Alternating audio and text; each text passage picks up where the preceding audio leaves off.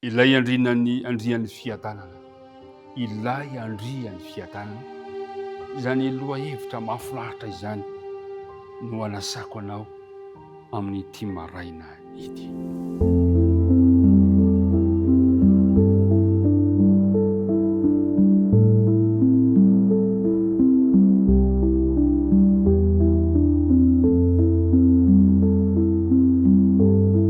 Ampifaliana hatrany an-trano no hiatranoko aminao, no hiaonako aminao amin'ny alalan'ity fandarana ity, ary dia anolorako ny arahaba ho mba hampirarian-tsoa ho anao sy ny ankohonanao. Mirary soa antsika rehetra, samy ho tahian'Andriamanitra, Andriamanitra ne hitahiry mandrakariva fahasalamana ho anao mba ahafahanao mahatanteraka ny adidy eo anoloanao. Dia tononona ho anao ihany koa ny fiadanan'ny Tompo.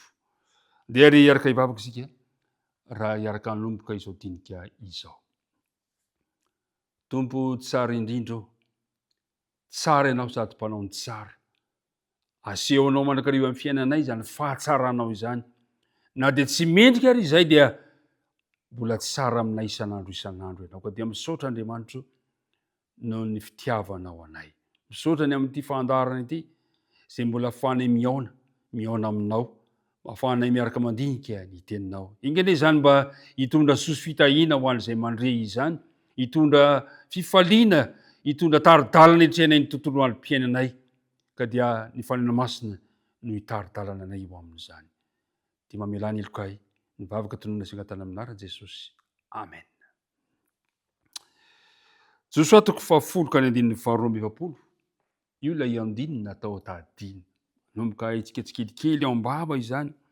Ary ireo mpanjaka rehetra ireo sy ny tany dia azon'i Josoa indray mandeha. Satria Jehovah Andriamanitry Israely no niady ho an'ny Israely. Mamerimberina mandrakariva. Jehovah ampandresy anao satria izy miady ho anao. Lay andrian'ny fiadanana. Na dia atao hoe mifantoka tamin'ny ady aza, ny nanomezan'Andriamanitra baiko sy nitondrany fanampiana ao amin'ny testamenta taloha, dia tsara ny milaza antsika kosa nefa androany. Fa tena sitrak'Andriamanitra na dia misy ady aza eo alohanao, na dia niatrika ady aza reto vahoakan'Andriamanitra reto, na dia mety miatrika ady goavana azy ianao, dia tian'Andriamanitra ny ametrahana am-potsika fa manomana lay andrian'ny fiadanana ho anao Andriamanitra. Tsy iza io fa Jesosy Kristy. Zao no voalaza ao amin'ny bokin'ny mpaminany Isaia. Mpaminany Isaia. Dia hojerevantsika amin'ny Isaia 7 ka vakitsika eo amin'ny 9:5. Zao no voalaza ilay teny. Fa zaza no teraka ho antsika. Jesosy io zaza io. Zazalahy no omena antsika, ary ny fanapahana dia ho antsorony, ary ny anarany atao hoe mahagaga, mpanolontsaina, Andriamanitra mahery, rainy mandrakizay, andrian'ny fiadanana. Jesosy io. Io no fikasan'Andriamanitra ho ahy. Na dia ao anatin'ny ady aza, na feno ady aza teo amin'ireo vahoakan'Andriamanitra tamin'ny andro Josoa, dia nisy ilay andrian'ny fiadanana teo Jesosy niaraka tamin'izy ireo mandrakariva. Jesosy mantsy ilay hanorina fanjakana izay toeran'ny fiadanana.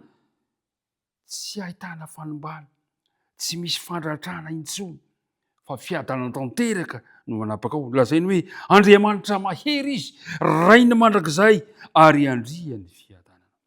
Zany no fikasan'Andriamanitra.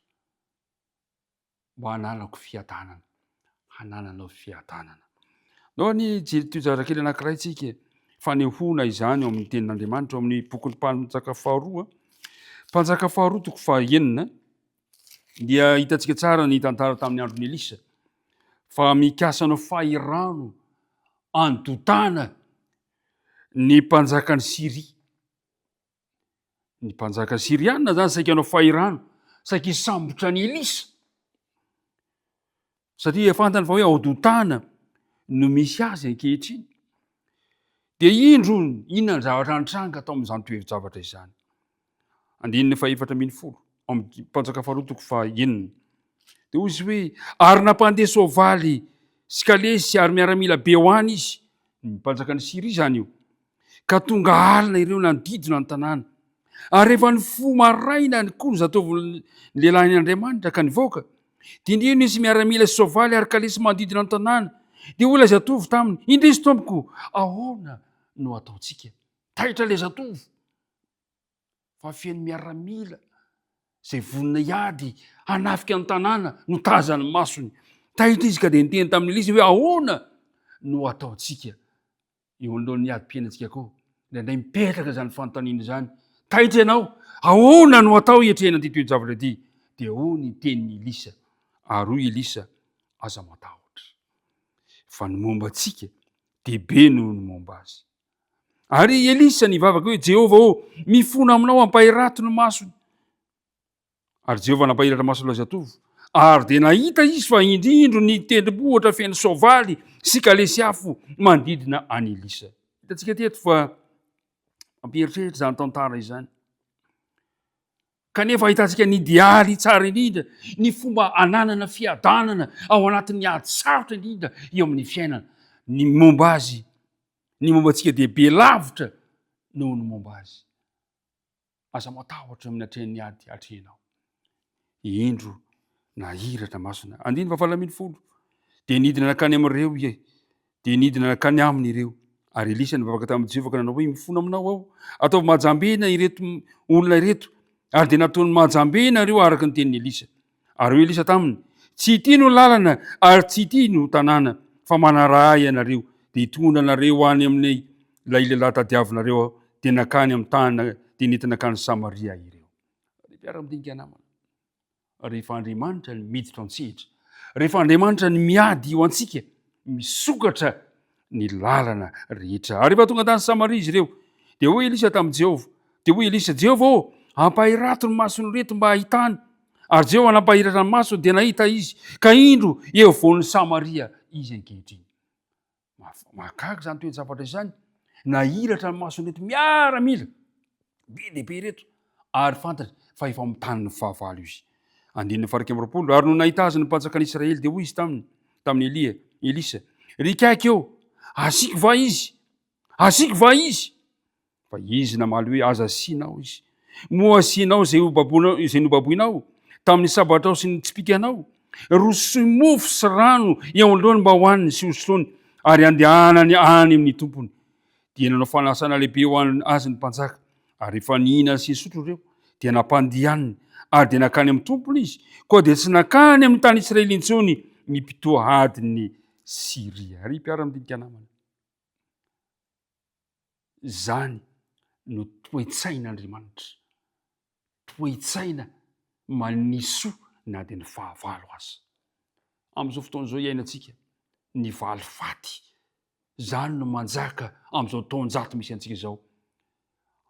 Valifaty no toe-tsain'ny olona ankehitriny, fa so ihany fa Andriamanitra mitarika antsika fa ny zava-dehibe idealy tsara indrindra amin'ny fiainana dia izao, ny fanolorana ny fihavanana, ny fanolorana ny fiadanana, izay irian'Andriamanitra ho ahy sy ho anao, irian'Andriamanitra ho an'ny vahoaka ny mandrakariva. Mpiara-midinika namana, hitantsika amin'ity toe-javatra ity zany, ny fanitanjona kendren'Andriamanitra amin'ny fanavotana antsika, dia ny tsy fifanandrianana mandrakizay tsy akory, na koa fifezana mandrakizay ny fahavalo anatin'ny fanandevozana, fa ny tena tanjon'ny fanavotana ataon'Andriamanitra antsika dia ny anolorana anao fiadanana mandrakizay. Hitantsika tsara ny vokany. Fa hoy izy hoe koa dia tsy nakany amin'ny tany Israely intsony nipitoa adiny Israely. Dia izay ny voalazan'ny Paoly ao amin'ny Romanina toko 12. Hoy ny voalazan'ny Paoly amin'ny Romanina toko 12:20. Fa raha naona ny fahavalonao, omeo hanina izy. Raha mangetaeta izy, omeo sotrony. Fa raha manao izany ianao, dia hanambatra vainafo eo andohany. Aoka tsy ny valifaty zany mamaky antsika, fa aoka kosa fanehoana fitiavana, valio amin'ny soa ny ratsy. Ary izay ny teny amarana azy, aza mety ho resin'ny ratsy ianao, fa reseo amin'ny soa ny ratsy. Tsy mora nefa izany, satria isika efa ao anatin'ny saintsika mandrakariva ny hoe mamaly faty fa andeha mangataka ny fanamasin'Andriamanitra aloha mba hananantsika zany toetra n'Andriamanitra zany mamaly ny soa amin'ny ratsy manolotra fihavanana manolotra fiadanana ho an'ny olona rehetrarehetra ka dia zao lay andrian'ny fiadanana ne anjaka ao am-pontsika androany anjaka ao amin'ny tokantrano anjaka amin'ny fiainanao amin'ity tontolo an'ity hivavaka isika azy ankehitriny raha io indrezany akantony teninao zay mampatsiahy anay fa ianao dia manomana fiadanana mandrakariva ho anay na dia ao anatria niady atrehanay aza izahay satria lay andrian'ny fiadanana mihitsy no miady ho anay dia Jesosy zanakao izany lay Andriamanitra mahery lay rainy mandrakizay lay andrian'ny fiadanana tompo ampio zahay mba hanan'izany fiadanana izany ary ezaka izarana zany amin'ny alalan'ny famalianay ny soa amin'ny ratsy zay nataon'ny olona taminay dia mitantananay amin'ny tontolo andro ty aza mafoy na masaraka anay ny vavaka tononona segna tany aminara Jesosy reriany amen.